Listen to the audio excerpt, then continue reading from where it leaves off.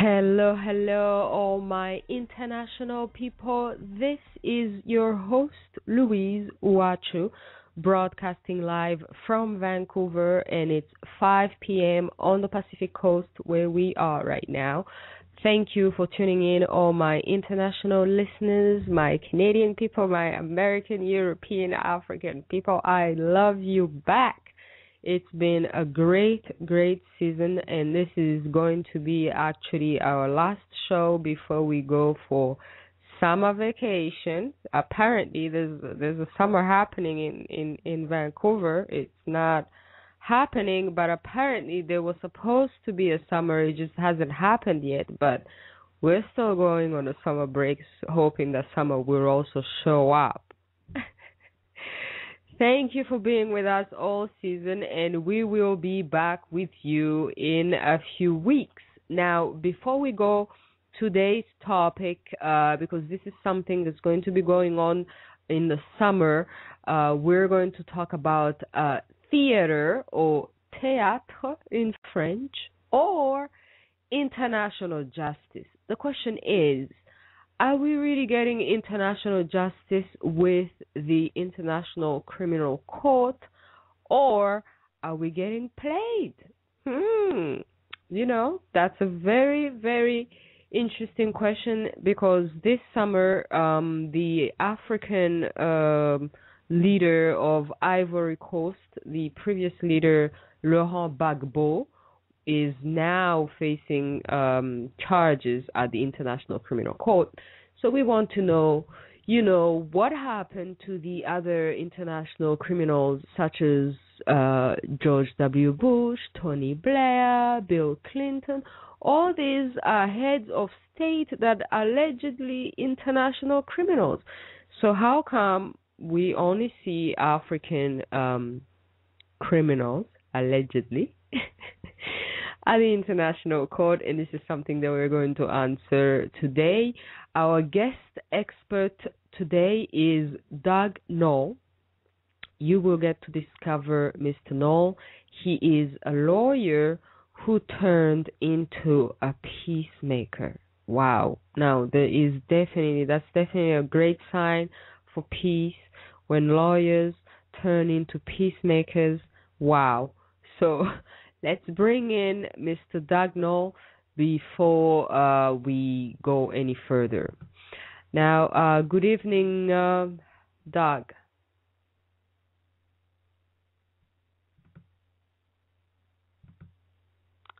Good evening, Doug. Good evening. Thank you for being with us. Well, thank you very much for having me. This is a fascinating topic. Very, very, very interesting. Now, you are in Pittsburgh, United States. I am based in California, but this week I find myself in Pittsburgh pursuing an avocation of mine, which is jazz violin. And I'm spending the week studying jazz violin with some of the top string jazz instructors in the United States. Wow, that's a beautiful, peaceful activity. Very much so. And actually I've learned quite a bit. We've had some workshops on communication, using music, using our bodies as musical instruments, and then using both our bodies and our instruments to communicate emotions back and forth. It's been very interesting, very profound. I'm going to incorporate it into a lot of my training. Wow. Somebody told me a while ago about how Bob Marley's music was specifically peaceful and meant to bring peace to people because of the specific way in which it's recorded. So is that some of the stuff that they've told you? Well, no. I mean, we're really studying we're actually studying world music as expressed on string instruments with violins, violas, cellos, and so forth, the basses, and learning all kinds of different genres of music. I particularly am interested in jazz, but we have people who are teaching creative improvisation, which is the idea of not having any written music at all, but just creating music out of your own heart. And to the extent that teaches us how to be expressive, I think it leads us to a very centered, peaceful place. You cannot create good music if you're in a place of conflict and disharmony. I agree with you. Now, let's tell people who you are and what pushed you into becoming a peacemaker. How does a lawyer go from being a lawyer to peacemaker, and why did you become a lawyer in the first place? Well, I became a lawyer back in the when I finished my undergraduate work in the early 1970s, because in those days, sort of towards the end of the Vietnam War, the United States, as many other nations, were in a place of great social upheaval, and many of us who were young at that time thought that the way to change the system was to change the laws and to advocate for a different type of regime. And although I wasn't part of that mainstream movement, I was affected by it, and I decided to go to law school to improve my critical thinking skills. I ended up graduating from law school, not quite sure what I was going to do, but through a series of events, became a trial lawyer and tried cases for 22 years, and then through another series of events that I won't bore you with, I decided being a trial lawyer was no longer my calling, and I learned of a new master's degree program offered at a local private university, which was the West Coast Mennonite University. The Mennonites are one of the traditional Protestant peace churches in the Christian tradition.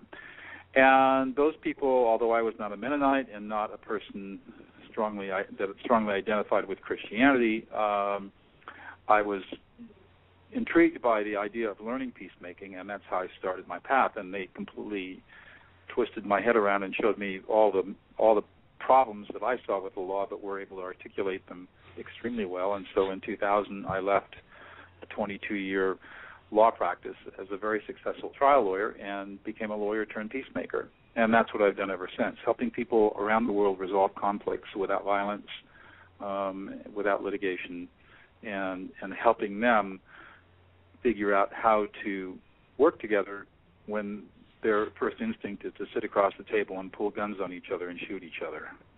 Huh. Very, very interesting. Now, do people around the world trust you because you're an American and America is like the biggest warmonger on the planet? So how do people... Well, that's a great question, and I would say that I am not an appropriate peacemaker in many, many conflicts that are on the planet today.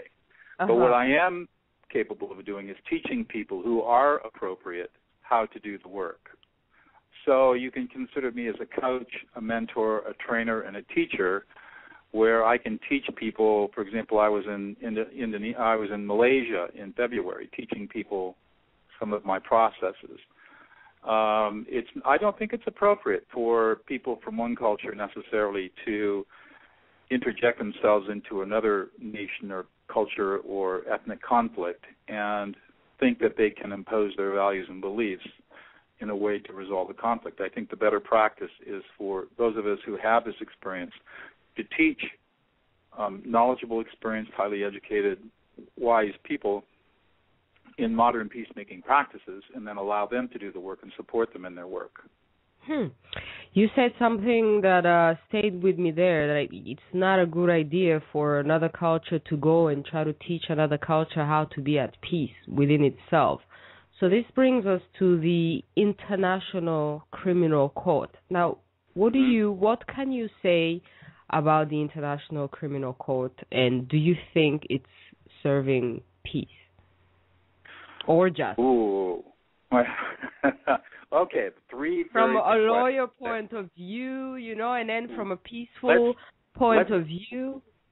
Let's start at the beginning. Mm-hmm. The International Criminal Court, not many people have heard about this. This was created by what is known as the Treaty of Rome, and the court came into being on July 1st, 2002. And the treaty is called the Rome Statute of the International Criminal Court, often referred to as the Rome Statute. Like all treaties, international treaties, it must be ratified, that is agreed upon or accepted by independent nations around the world. And at this time, that is as of this year, 121 different nations have agreed to submit to the International Criminal Court. What's interesting is that a number of countries have not ratified it, and those countries include the United States, Israel, Sudan, China, and India. So some of the largest, most populated nations in the world are not subject to the jurisdiction of the International Criminal Court, which answers one of the questions that you had early on in the show was, how come George W. Bush has not been indicted by the International Criminal Court? The reason is that the United States has not subjected itself to the jurisdiction of the court. And that gets to the second point. The International Criminal Court only has power over individuals who are members or citizens of those nations that have endorsed the statute, have endorsed the treaty. So since the United States has not endorsed the treaty, no U.S. citizen is subject to the jurisdiction of the International Criminal Court. So who is most of the African nations have subjected themselves to the International Criminal Court, and therefore their citizens, including their political leaders, are subject to jurisdiction. Now, there's one more thing I want to say, because this is another part of the answer to your question. The International Criminal Court will only act when a national court does not have the ability to prosecute crimes against humanity itself. So, for example, if you take you were talking about Côte d'Ivoire and the whole election crisis last year. Yeah. Well, to the extent that the Côte d'Ivoire does not have a functioning criminal court that has the ability to prosecute crimes against humanity, then the International Criminal Court has jurisdiction.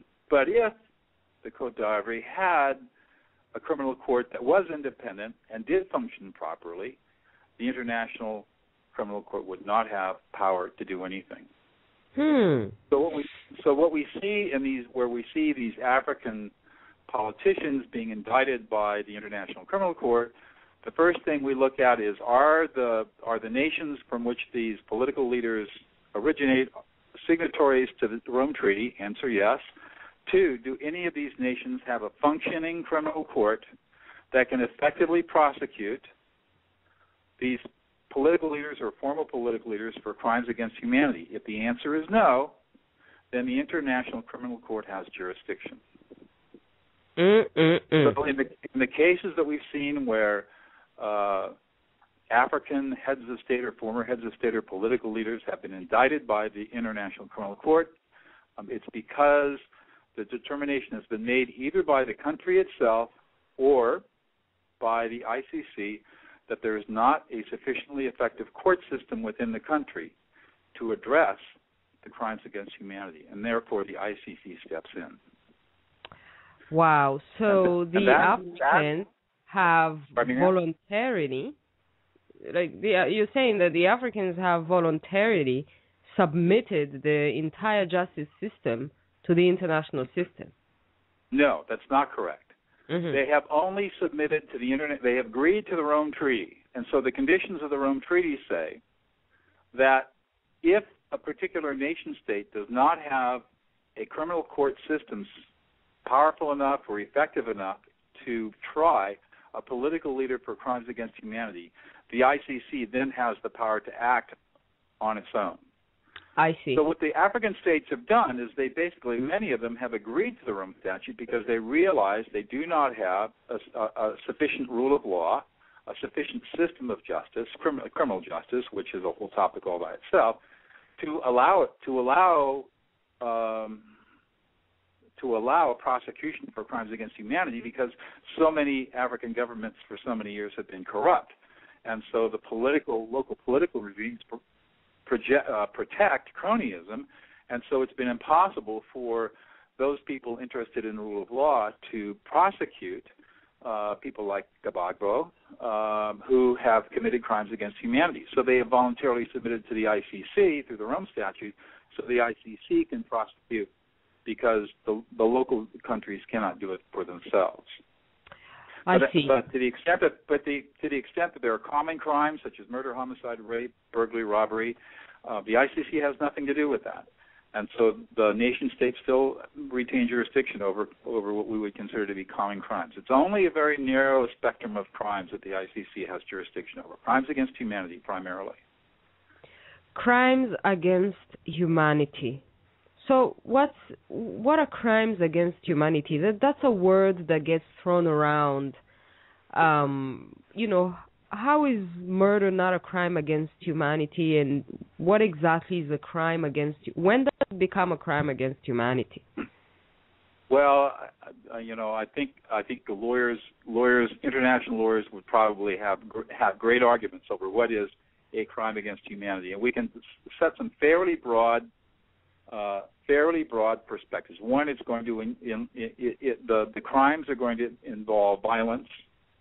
They're going to be typically against minorities or people who are disempowered.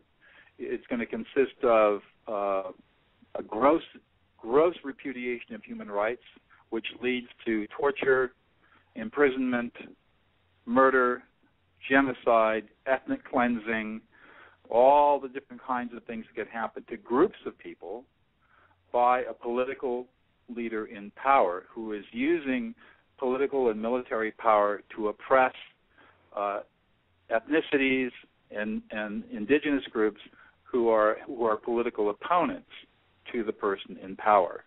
So we call them crimes against humanity because they are usually involving crimes against larger groups of people that consist of gross violations of dignity, personal safety, personal and physical integrity, and freedom. Wow. So I didn't even know what's a crime against humanity.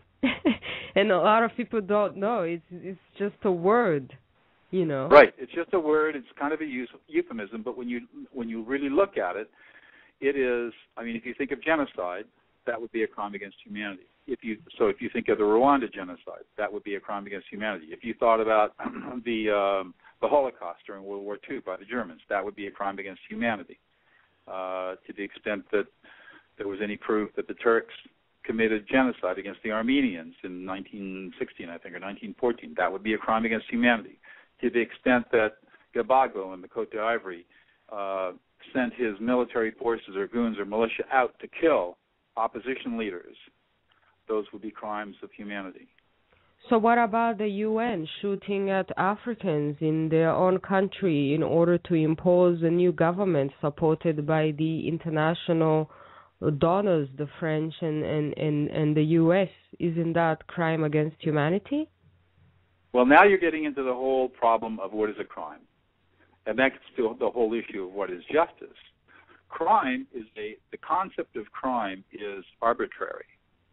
It is whatever a government or institution says a crime is. So when we call something murder, it's only because the government calls the killing of another human being murder. Crime did not exist as we know it in a legalized, formalized way 500 years ago. It is a fiction of government. It is not something that has been around for very long. It used to be that when people killed each other, that was a private matter. And in many parts of the world, it still is a private matter. So we have to understand that crime is essentially arbitrary, defined by a government as to what constitutes criminal behavior, and it can be whatever a government says it is. And or whatever the ICC says it is?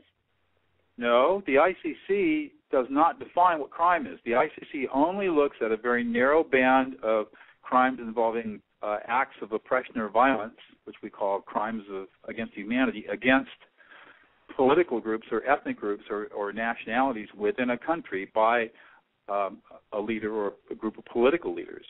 That is a crime against humanity. Very narrow.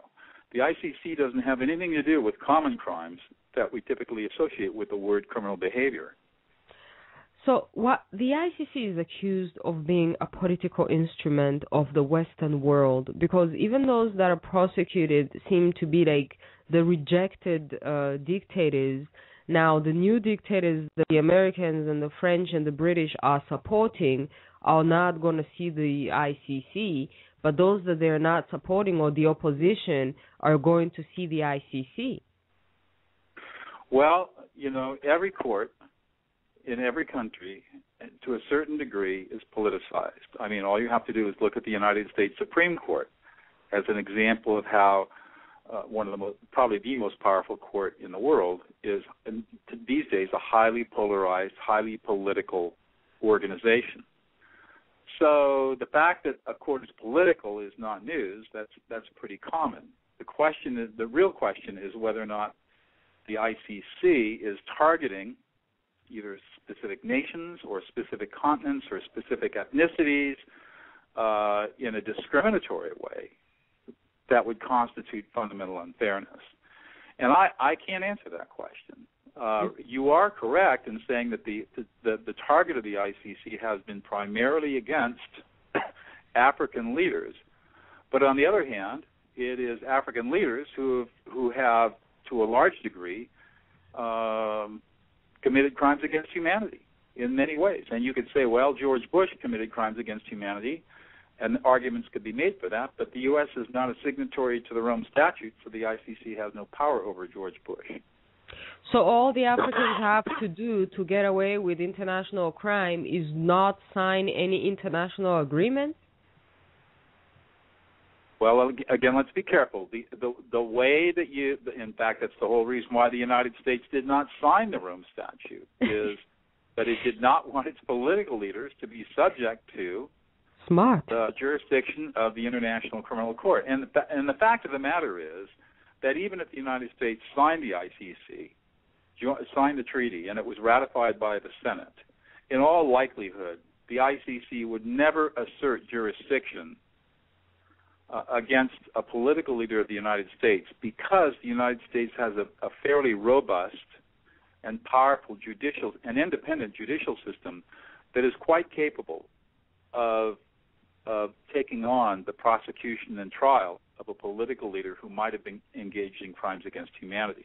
Remember, the ICC is a fallback position. It only has jurisdiction if a nation does not have the capacity or capability of prosecuting a political leader or a person indicted for crimes against humanity in its own court system. I see. But isn't that the idea that a nation may not have the capacity to prosecute its own crimes? Isn't that a matter of perception? Because the court system is not the same around the world in every culture, and it's not supposed to be the same.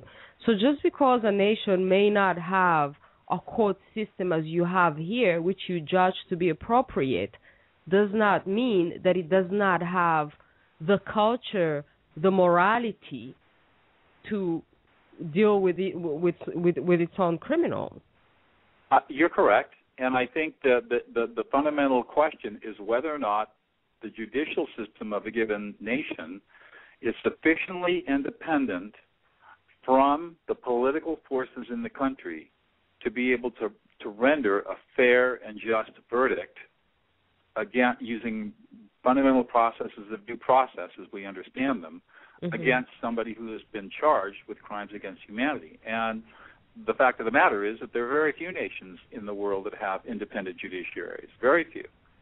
And Africa in particular, unfortunately, suffers from very weak judicial systems. It's being corrected, fortunately, but we're dealing with, as you know, we're dealing with 300 years of colonialism and the destruction that colonialism brought to the African continent.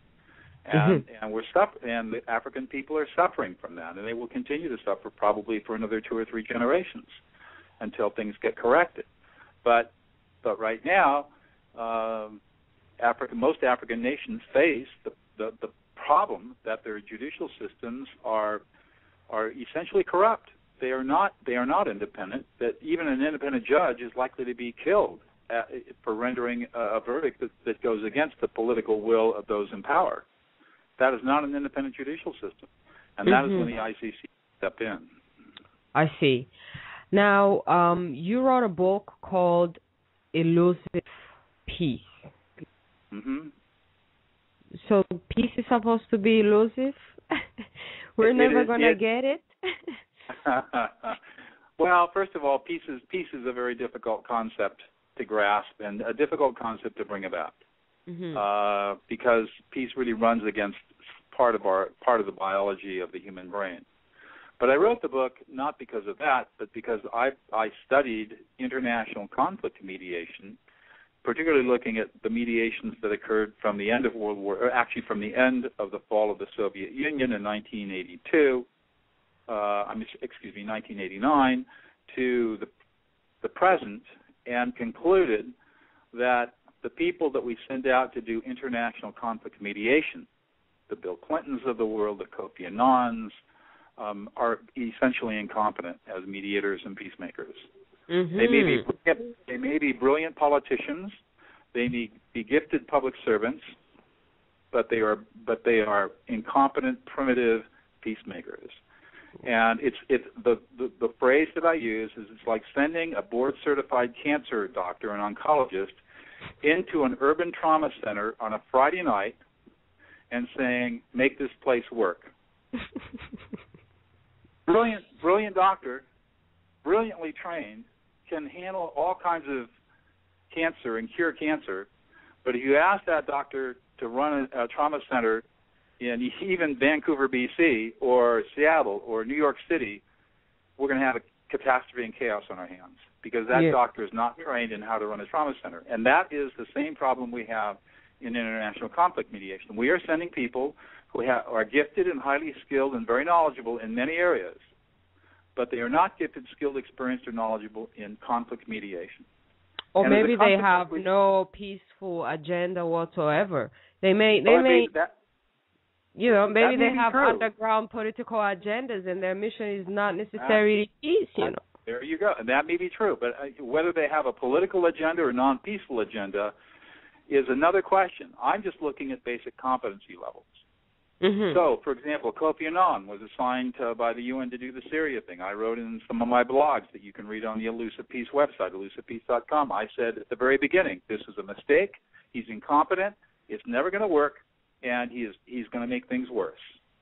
And or maybe the people who hire them for that particular reason because they know they're incompetent. I mean, who doesn't know that Kofi Annan and Bill Clinton is incompetent? That's very insightful, and maybe that's true. So for those of us who are not in power, we're just citizens.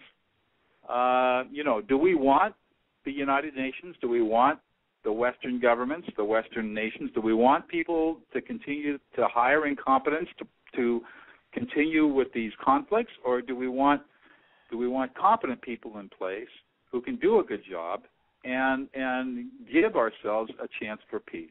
That's the argument that I make in Elusive Peace. And basically it looks behind the headlines. It's written for, lay people. It's not written as a textbook, and it tells a lot of stories. And basically the idea is to open up a conversation about what peace looks like. So you mentioned the United States, and I completely agree with you. The United States is not a peaceful nation, has no intention of being peaceful. Mm-hmm. And every indication in U.S. policy is devoted to war. So the United States government is not interested in peace, not in the slightest. And all the money is going to war. I mean, if you compare the money that's going to education and the money that's going to war, that would answer you the question right there. What's the focus? 50 cents of every tax dollar goes to military spending. 50 cents of every United States dollar paid in taxes goes to either directly to military spending or indirectly to pay the interest on the debt that has been incurred to support two crazy wars. Mm-hmm. And most U.S. taxpayers have no idea that 50% of every dollar they pay to taxes goes to war, not to peace. Yes. And just to make it worse, I mean, this will really get people inflamed, is that the only institution in the United States government that is devoted to peace is a small organization called the United States Institute of Peace. Its annual budget is $49 million a year. That is the equivalent of about 4 days of military operations in Afghanistan right now. And the Republican House of Representatives has repeatedly voted to close down the USIP and terminate its funding. Oh, wow. I can see why your book is titled The Elusive Peace. Now you're beginning to understand why peace is elusive. I am beginning to understand. I actually have more people overseas outside the United States going to my website. I get about 8,000 to 10,000 unique visitors a month on my website to learn about the book. And I actually have more people coming in from Europe and Asia and the Middle East than I do from people from the United States. Wow, this is so crazy. I mean, my American people, wow, our American neighbors, eh? I mean, we're just here in Canada. We'll follow you into any war you want to go into, though. Well, I must say that you Canadians have really got some good stuff going for you. You've got, in fact, some people there in Vancouver are doing, and elsewhere in Canada, are doing some amazing work in terms of training people how to be international peacemakers. I've had some of them on my radio show. You've got some great universities there in Vancouver that have master's degree programs in peacemaking. I mean, you really have a lot of people in your country who are doing good work. And frankly, there's a lot of people in the United States who are doing good work too. It's just the problem that the political structure is such that peace does not sell. Peace does not buy elections. Peace does not create good media. The media hates peace. So it's very difficult to get people to pay attention to it. So, but how come Canada always looks like an undercover warmonger? Because we follow you into every war. And if you look at all these wars that are going around, I mean, Canada is heavily involved. But we look like I can't speak to Canadian policy. All I can tell you is the people that I've met and know in Canada they're not political leaders, but they are people who I think are doing wonderful work, just like there are people in the United States who are doing wonderful work. The problem is that the power structures, the political and economic and financial power structures, have no interest in peace. It's not profitable. Peace does not appear to be profitable. I see. It's so much better to go and rob people than to peacefully trade with them, right?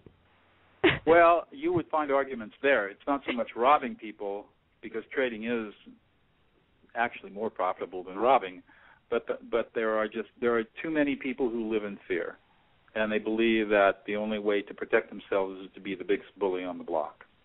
And whenever you operate out of fear, you're going to have conflict and violence. Yeah, so pretty much these Western nations, which are so war-oriented, are just scared. I think there's a lot of fear. There is a lot of fear, and the fear drives the conservatives. There's no question about that. I mean, you hear the conservative rant about, we've got to be strong, we've got to be tough. Nobody can tell us what to do. And people criticizing Obama for reaching out and having a balanced foreign policy. That's all based on fear. It's based on fear and ignorance, and that's a huge problem. It's a huge problem. And you just spoke about Obama. Anybody that speaks about Obama, right away I have to ask you. So he campaigned on peace, and then he delivered war and war and war. What's your take on his presidency, and peace? On the topic of peace. I think that it's a very complicated. He faces a very complicated, difficult job as president of the United States, following the worst president the United States has ever seen, George W. Bush. George W. Bush almost destroyed this country, and Obama had to come into office with two wars on his hands: one in Iraq, one in Afghanistan, a national deficit, and a recession that equaled or surpassed the Great Depression of the 1930s, with a Congress that was not going to work with him. The Congress was Democrat. I mean, you have the Congress, you have the presidency. Well, the presidency is only one branch of government, and he has to have the support of Congress to get through his agendas, and he also has to have the support of the Supreme Court, and he has to have the support of the people. And remember, this country is split almost equally between conservatives and liberals, and so there is he came in with no mandate. And so it's a very difficult political place to find himself in. But look at what's happened since in the 3 years he's been in office. The war in Iraq is over with, and the United States is essentially withdrawn from that fiasco. And next year, or the year after, we will be essentially out of Afghanistan. So he has it, and these are very complex military, political situations that you just can't flip a switch and say it's over with. But you're about to So go to war in Syria, you have been to war in Libya, and you're going to war in Iran. And I'm I talking do about not, a president well, that won the Nobel Peace Prize. let's walk through each one of those individually because each is different. Mm. I agree with you. We had no business being involved in Libya. It cost U.S. taxpayers over $100 million a month, more than $1.1 billion, and the Libyans have proven, as so many other countries have, that liberating them from one dictator does not mean that they're going to form a democracy. They're in chaos right now, almost a civil war. So Libya was a big mistake, and I don't think Obama should have signed off on that. Although it was the Europeans that led that effort, the only role of the United States was to fund it. In Syria, the United States has no business going into Syria, and I do not think Obama will have anything to do with Syria. I think he realizes that Syria is a disaster, and there's nothing that anybody can do. The Syrians are going to have to shake that one out for themselves, and it's going to be really ugly for the next 10 or 15 years. With Iran, I don't think Obama has any intention of taking any military action against Iran. It would be disastrous. And that, of course, leads to a bigger problem, which is what is Israel going to do with Iran? Mm-hmm. And I think my biggest fear is that Israel will conclude that international sanctions against Iran are not working, and it will attack Iran with nuclear weapons. That is my biggest fear. And I think that is within the range of possibility, and that will leave the United States in an extremely difficult place. Extremely difficult place. I would not want to be the president of the United States when that happens. Wow. Well, the Americans love war. They in for much bigger wars, I suppose. Well, some do and some don't. I mean, again, the country is split down the middle. Mm-hmm. And when you go out and talk to people, they're pretty disgusted with all of this, but people in the United States don't feel like they have any power. That was one of the reasons why I wrote my third book, Elusive Peace, was to empower people to understand that this is not as complex as it seems, and that we Americans really need to be paying attention. If we want peace, we need to vote peace at the ballot box. So what are some of your suggestions in order to catch peace, in order to catch it and lock it down and imprison it and never let it go ever again? I don't know if I like the metaphor catching and imprisoning peace. Wow, I'd like it's elusive. What do you want to do with it? Peace bloom as a flower on the planet. And so the way we're going to plant the seeds and fertilize the soil and tend to the flower of peace is by slowly moving away from policies that are antithetical to peace. So obviously, the first thing we need to do is start cutting back our defense spending. We can have the United States can have an adequate and powerful defense, far stronger than anywhere else in the world, and cut back its defense spending by 50%. I mean, we spend over $100 billion a year alone just on maintaining our nuclear arsenal. It's just unnecessary. I'm not saying Why do they even call it defense? It's more like attack. Well, okay. You're not really defending yourself against anyone. It's more like attacking. So the first thing we can do is we can cut back on defense spending. The second thing we can do is grow the Department of State. The State Department is our major representative. It's our agent in international relations. It has a minuscule budget compared to the Defense Department. And, at 250 maybe $250 billion, $200 billion a year. It's a very small, whatever the number is, it's a very small amount of money for the Department of State, and it should be tripled at least. We ought to take the United States Institute of Peace, and it ought to be quadrupled in size. The foreign aid that we give, that's some of the best money that the United States can spend. Obviously, some of it goes to corruption. There's no question about that. But bang for the buck, the U.S. Agency for International Development is an extremely effective agency of the United States for bringing peace. And so we ought to be spending more money helping countries develop their infrastructure, their rule of law, their economic systems, their judicial systems, their political systems, to the extent they need that help or want that help, to help them grow into mature nations. And so the United States should be investing and should not be looking to pick a fight with people and should not be the world's policeman. Part of the problem with the conversation around Syria is all kinds of people are upset that the al-Assad regime is killing, rebels and opposition people, and everybody's up in arms about that. But then everybody's looking at the United States and said, do something. But as soon as the United States does something, then everybody condemns the United States for doing something, saying, well, look, you're just being militaristic again.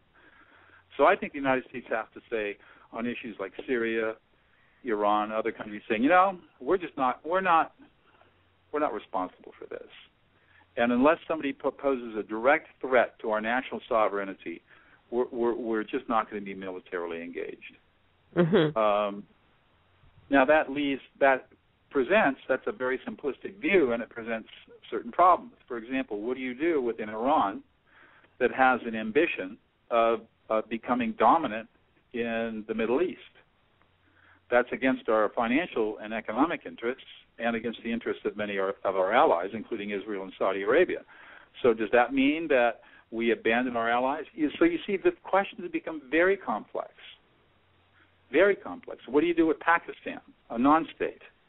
Pakistan is a critical country because it has nuclear weapons, but it's not, it's a non-country. It's a failed state. So what do you do with that? So the problems of the world are extremely complex. There are no simple answers, and every decision that the United States has to make has to be balanced. And it has to be looking towards what's going to happen 25 and 30 and 40 and 50 years from now. Right now, the decisions are made in a 2-year election cycle.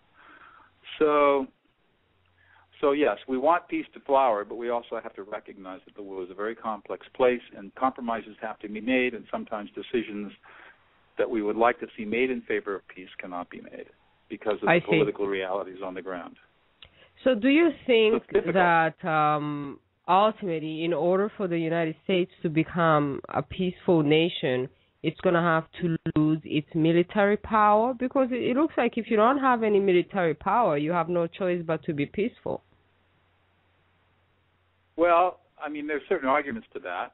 I certainly think that the United States could significantly reduce its military power and still be able to effectively defend itself against any conceivable attack by another nation. So the fact that our military is large as it is probably inappropriate. Every nation is entitled to defend itself. Every nation is entitled to mount a military to defend itself, and the United States is no different. The problem is that we have a military that is offensive in character, not defensive in character. Mm-hmm. But again, this goes back to the complexity of international relations, where we have treaty obligations with many countries where we're obligated to defend them. And so that means that we have to have a military capable of projecting power into places far from the shores of the United States. So it's very, very complex, and it's all balanced. Yeah. But I would hope that over a period of time, when choices can be made, that the choice towards peace is made as opposed to the choice of escalation or war. And if you can make incremental decisions over a period of time, maybe that flower of peace can start to grow a little bit. Mm-hmm. Unfortunately, the conservatives in this country do not agree with that. So if the conservatives come into power, if they oust Obama in November, then I think we're going to see hawks in charge again, and we'll see more militarism and more military adventures of the ilk of George W. Bush. Mm-hmm. Yeah. Mitt Romney has no international experience to speak of, so he is going to surround himself with conservative advisors from the Bush administration, and they're the ones that convinced Bush and Karl Rove to go to war. And those will be the same people who will be in power again, and they will be advising an essentially ignorant conservative president, if he becomes elected, on what national policy should be. And he will have no choice but to follow their advice because he doesn't know any better. Wow. I think he should have you in office there. Are you planning to run? No. Somebody wrote me the other day and said, "Gee, I really like your thinking. You should be president." I said, "No, I'm too honest." This is the thing, they don't like hearing the truth. People who have your ideas never want to take any responsibility for any political office. Oh, that's right. Are taken by all the people who want war, and we have war. So peaceful people are just chilling. So the problem is that if you're being intellectually honest, it's very difficult to be in politics because it's difficult to be publicly intellectually honest and not get excoriated by your political opposition. So, very, very, very, very true. Now, I am on your website, and something right there on the first, your website is elusivepeace.com. Let's tell the listeners that if anybody wants to visit. And according to you, the Rwandan genocide was directly caused by the Arusha negotiations? The failure of the Arusha negotiations. In fact, the Arusha negotiations were set up to set up the genocide. Please explain. If you look at the history of that, you will see that was one of the failed mediations that I talk about. And the genocide was a direct result of the failed mediation efforts at Arusha. And you see that everywhere. I mean, you see typically after a failed mediation, there's continued violence. Rarely does a mediation stop violence. And when it does stop violence, it only does it at a very superficial level. For example, take Kenya. Kofi Annan went in 2008 after the Kenyan election crisis to try to mediate a political dispute. He got a superficial political dispute, but because he failed to address the underlying structural and political imbalances in Kenya, Kenya now faces a high, well, I won't say high, but a substantial chance of genocide in this year, 2012, at the end of the year when the next election cycle comes up. And Human Rights Watch and other countries are looking at Kenya saying, the political imbalance in that country is just as horrible as it was in 2007 during the last presidential elections, and arms are flowing into the country from all sides. The country is arming itself for a huge civil war. And in my opinion, that's a direct result of Kofi Annan's failure to address the underlying structural injustices. Let's call it Kofi Annan theater. And that's typical. I mean, I'm picking him out because we have a public record of his mediation, but it's typical of most international conflict mediations. They're superficial. They don't solve the problems. They don't address the underlying conflict dynamics because the conflict dynamics are very tough. People want to rush in a month and make peace and get their Nobel Prize and run away. So you're saying that how it works. You're saying that those negotiations, the Arusha negotiations in the case of Rwanda, were just another theater in order to make people think that they're working for peace when indeed they're actually not working for peace at all, getting ready for more war. To a certain degree, I think that's correct. I'm not sure you could totally characterize it, but I fault the mediator, who is an untrained, inexperienced, unknowledgeable person about peacemaking, for not structuring the mediation process in a way that would be productive. And it turns out they all went to this very expensive resort in Africa, which is very nice, and some funders paid for it, very expensive, and they sat there for many, many months and did nothing and just enjoyed living in a great resort. Who wouldn't want to live in a nice resort if you're living in a, very nice in a impoverished village as a rebel? Why wouldn't you do that? Yes. And the mediator, who was getting paid a handsome salary, had no incentive for bringing people to peace, and as a consequence, nothing happened. It was a complete waste, a complete and total waste, and allowed people to arm themselves so that the genocide could. Within days of the collapse of the Arusha Accords, the genocide began. Well. I thank you so much for informing us of all these things. So before we go, because we just have a few minutes left, what is your mission? What is the message that you're trying to communicate in your book, Elusive Peace, and how can people get in touch? And what do you do? How can people join whatever it is that you're creating in order to create this peace? Well, I'm not really creating anything other than hoping with the book to start a conversation of the type that we've had this evening. A very informed, high-level conversation about the complexities of peace and just as you've been educated by our conversation. I think you have perspectives that you haven't had before. I'm hoping that anybody who reads the book will gain the same kind of perspective and start asking questions and start having intelligent conversations with friends and family and coworkers about what peace really means in this world. And if we get enough people talking about this, using the book is just one way of getting this conversation started. Then when it becomes a groundswell of disgust and a groundswell of concern, then the political leaders might start to move. So I'm hoping that people will go to the website. There's a lot of information on the website about the book. There are book excerpts, and my blog is there. And so people can learn quite a bit about the book and order the book through the usual places, Amazon, Barnes & Noble, Indie Books, and all that. Get the book, pass the book around, talk about it. And if people want to contact me, they can do it through the website. There's an email address on there. I respond to all my emails, and I'm more than happy to open up conversations with people to talk about the work. And I'm, of course, always happy to come speak and teach and train about my principles and ideas. So that's really, really nice, and thank you so much for being on the show and informing us. Now, I have a question that I want to ask you before we go. You say that, 50% of the taxes that people pay go to war. What if peaceful people decided to protest with their pockets and they refuse to pay their taxes? Now, well, they would be breaking the law and subject to prosecution under the United States statutes governing that sort of thing. So I would not recommend that. The way to change policy is who we elect to office.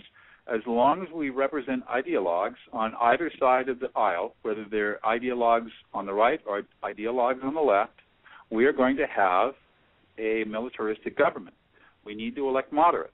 We need to elect people with common sense who are not beholden to the NRA, are not beholden to the far left, but are in the middle and are able to look at things sensibly and compromise on good, sound public policy with an eye towards what's going to happen in future generations. We have lost that capacity as a government, and it's going to take the voters of the United States to reassert their power and put people into office who are not just pretty faces who spout the fact that they like family values or they like guns or they hate health care, or whatever the ideology of the day is, but people who can really do a decent job of working through and solving very complex problems. Okay, great, peaceful advice. So people watch who you put in charge. That's the message. All right. So thank you so much, Doug Noll, for being with us. And people can find out more on elusivepeace.com. And your book is everywhere, Amazon, and they can get in touch with you. Thank you for being with us tonight. Thank you, Louise. Good talking with you. Have a great evening. Thanks. Bye. All right. So, my international people, you have heard for yourself. Thank you for following us. Go and catch peace or water the flower of peace. However way that you choose to go about it, and make sure you know who you're putting in charge of your political life, your political country, at least if you live in a country where you can be in charge just by voting. Ha ha ha. All right. So thank you everyone that has followed us the whole season. We will be back in a few weeks after our summer break. Keep following us, keep getting in touch, keep sending us interesting messages and topics, and we will always be listening to you. My international people, it has been a pleasure. Have a great summer. This is Louise Uwachu, live from Vancouver. Have a beautiful evening. Murakoze Imana. Ha ha.